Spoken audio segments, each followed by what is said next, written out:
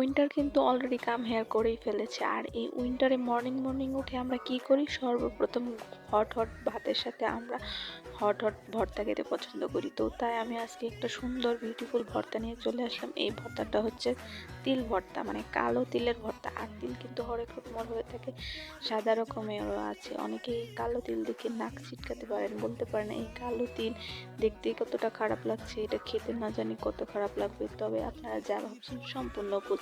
সুন্দর করে হাতের ছোঁয়া দিয়ে সুন্দর করে যেটা বানানো হয় সেটাই অনেক ভালো লাগে। তো এই কালো তিল ভর্তা দেখতে যতটা কালো লাগে, কিন্তু খেতে কিন্তু তার চেয়েও জব্বর সুস্বাদু লাগে। তো যাই হোক, ভর্তাটা করার জন্য এর মধ্যে অনেক কাজ থাকে। ভর্তাটার মধ্যে অনেক বালু ধুলা পাথর অনেক কিছুই থাকে। এগুলো ভালো করে পরিষ্কার করে নিয়ে সুন্দর করে ভেজে নিয়ে তারপর এটাকে ভর্তা করতে হয়। যেরকম যেভাবে খুশি মানুষ সেভাবে ভর্তা করে থাকে। তো যাই হোক, আমি এর সাথে তিলের সাথে পেঁয়াজ রসুন কাঁচামরিচ সব কিছু একদম ভেজে নিয়েছি। সাথে একটু শুকনো মরিচও দিয়ে দিয়েছি। দুইটা মরিচ একসাথে থাকলে ভর্তাটা আর একটু জমকালো হবে। তো তারপরে আমি এগুলোকে সুন্দর করে পোটা পাতায় মানে পিষে নেব। পিষে নেওয়ার পরে তারপর হবে আমার ভর্তাটা। এটা গরম গরম ভাতের সাথে খেতে অনেক মজা লাগে, অনেক টেস্ট। তো যারা না খাইছেন তারা একদিন অবশ্যই খেয়ে দেখবেন, মানে খেলেই বুঝবেন, পরের দিন আবার খাইতে যাবেন।